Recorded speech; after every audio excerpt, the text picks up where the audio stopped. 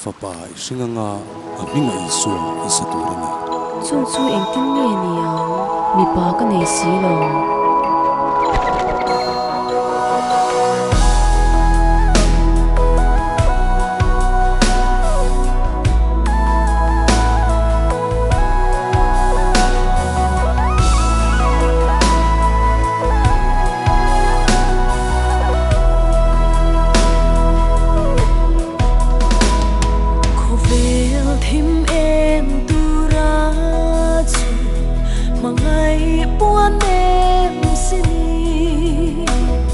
Bethlehem tang ko hara zun riang mari choi in ngai tlom le she om hua min kan ta na lo piang ta i choi mo yang lal Krista chu kan ta na lo piang mana mi ten lom lo ma se cây nin ilo mang u kan nei song ne na lo piana Bethlehem mi pana rinna tha in vale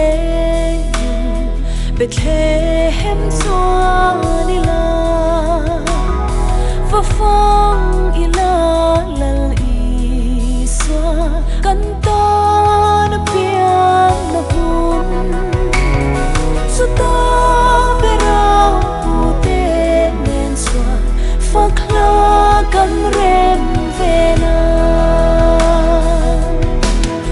itsoi moyang lal Krista chu kanta na lo pianga mana mi ten lom lo ma se cây nin ilo mang u kan nei song ne na lo piana Bethlehem mi pana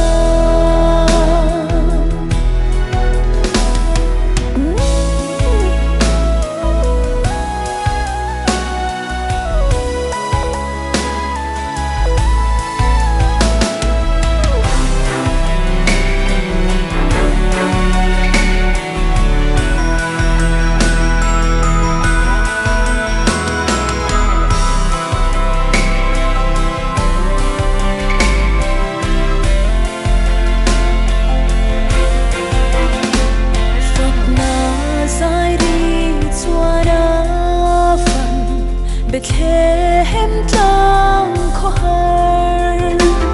ola isu tu na hian kathin lung fan vela satim ka fa na ha ve cha rim tui a chwa ve na itsoi moyang lal Krista chu kan ta na lo pianga mana mi ten lom lo ma se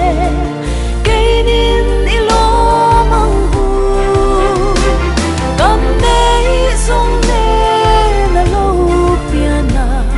Bethlehem mi pana